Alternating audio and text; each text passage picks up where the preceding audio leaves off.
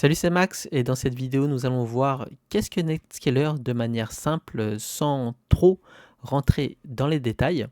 Alors Netscaler est tout simplement une plateforme qui permet de délivrer des applications de manière sécurisée.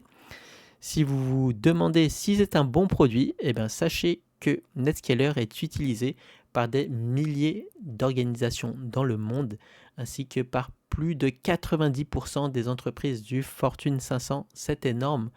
On compte notamment Apple, eBay, Microsoft, Nike, Toyota, pour ne citer que les plus connus en France. Car comme vous le voyez dans le screen écran, il y a pas mal de marques qui sont moins connues en France. En tout cas, moi, je ne les connaissais pas, mais qui doivent être plus connues aux États-Unis ou dans le monde. Donc, au-delà de la livraison des applications, Netscaler est très utilisé pour optimiser et sécuriser le trafic réseau.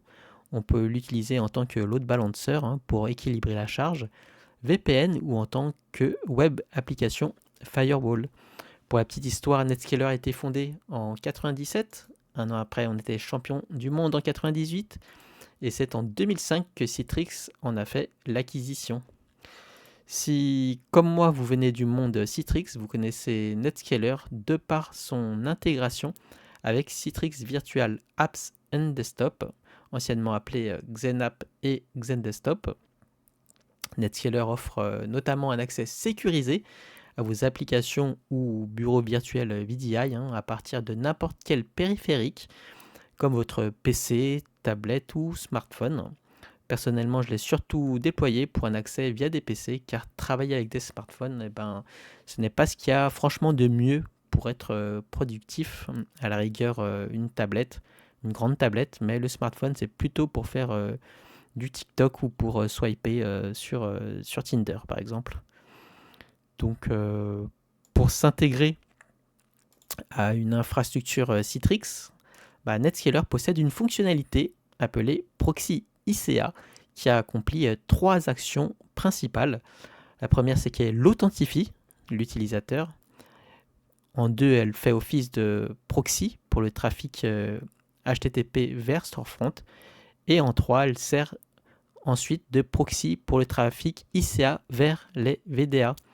Le proxy ICA est donc un composant essentiel qui permet aux utilisateurs d'accéder à distance à leurs applications et bureaux virtuels de manière sécurisée en gérant à la fois l'authentification et les différents types de trafic nécessaires pour établir une connexion. Maintenant, je vais vous montrer concrètement qu'est-ce que le Netscaler. Donc, ici, on a un VPX, donc c'est une machine virtuelle donc qui tourne sous Linux en FreeBSD. Donc ici, j'ai une machine Windows 11 et on peut administrer le Netscaler via une interface web qu'on voit ici ou directement en ligne de commande en s'y connectant en SSH ou en allant directement en mode console ici, mais bon, c'est pas très pratique. Et sur l'interface web, on n'a plus qu'à s'y loguer comme ceci. Et on peut faire toute la configuration en interface graphique ici. Donc ça se fait assez simplement, mais c'est beaucoup plus rapide de le faire en ligne de commande, bien sûr.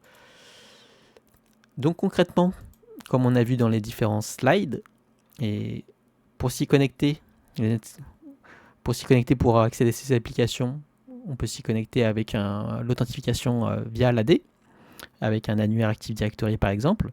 Donc là, c'est le Netscaler qui porte cette URL, netscaler.test.local, donc c'est mon petit lab. Et ici, on peut aller dans Apps et je vais ouvrir la calculatrice. Donc voilà, je suis authentifié et via le protocole ICA, je vais pouvoir lancer la calculatrice.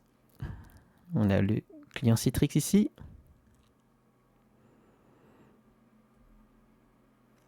Et voilà, la calculatrice est lancée, elle est exécutée directement sur le serveur. Donc voilà une petite explication de ce qu'est Netscaler avec une petite démo en moins de 5 minutes. Merci d'avoir suivi cette vidéo et n'hésitez pas à me laisser un petit message ou un petit commentaire et de partager cette vidéo. Ça fait toujours plaisir.